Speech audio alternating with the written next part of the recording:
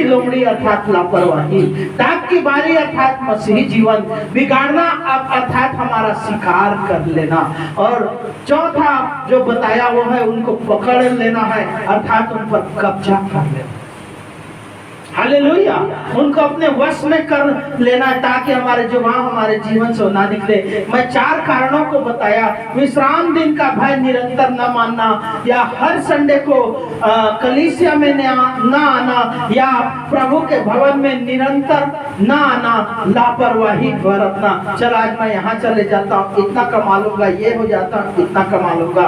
ये है मेरे प्रियो, पहला है विश्राम दिन का भय निरंतर न मानना। ये लय व्यवस्था 19 का 30 में है, यह 22 का 26 में। ये पहला है विश्राम दिन का भय निरंतर न मानना।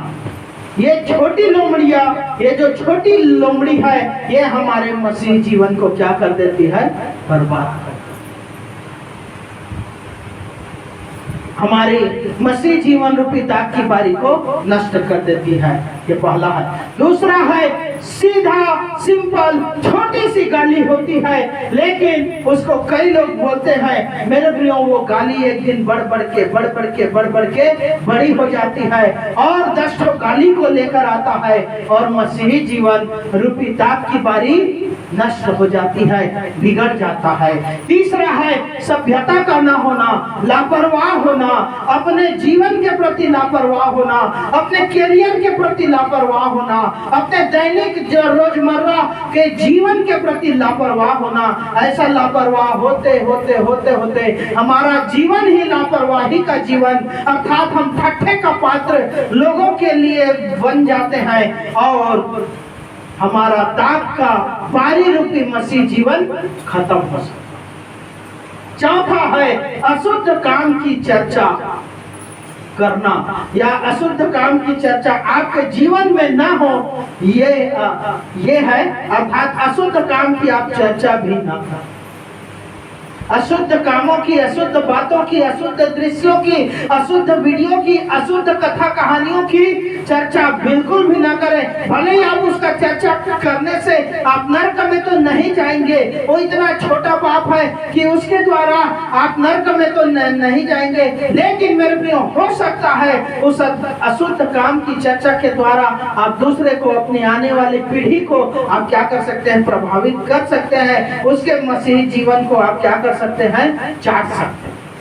वही छोटी लोमड़ियां अर्थात अशुद्ध काम की चर्चा आपके जुबान से न निकले, न ही आप किसी को बोलो हाँ प्रभु यीशु मसीह के वचन की चर्चा। अर्थात प्रभु क्या चाहता है? निष्कर्ष में हम देखेंगे इफिसियों 4 का 22-23। निष्कर्ष अर्थात प्रभु क्या चाहता है हमारे जीवन से? निष्कर्ष अर्थात इन बातों का क्या है मतलब? प्रभु क्या चाहता है? इफिसियों बोला ना, इफिसियों 4 का 22 और 23। चलिए कि तुम पिछले 4 चलन के पुराने मनुष्यत्व को जो भरमाने वाली अभिलाषाओं के अनुसार पुराने जीवन के पिछले 4 चलन के अभिलाषाओं को, दुनियादारी को, अशुद्धता को, व्यवहार को, स्वभाव को, चाल चलन को भरमाने वाली अभिलाषाओं के अनुसार जो भरमाती थी भ्रष्ट होता जाता है, जीवन को भ्रष्ट करते जाता है, दाग की बारी को खाते जाता है, खत्म करते जाता है। उतार दो, पूरी तरह से खत्म कर दो, भले वो छोटी चीज क्यों ना हो। क्या कर दो? उसको खत्म कर दो, उतार डालो, पूरी तरह से त्याग दो।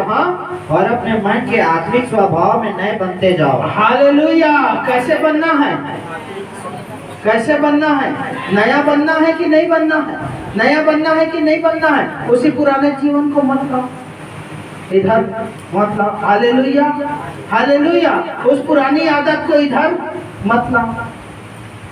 पुराना कपड़ा है, एकदम पुराना कपड़ा, नए कपड़े का उसमें पैबंद जो है लगाएंगे तो क्या होगा? और फट जाएगा। हालेलुया। आइए खड़े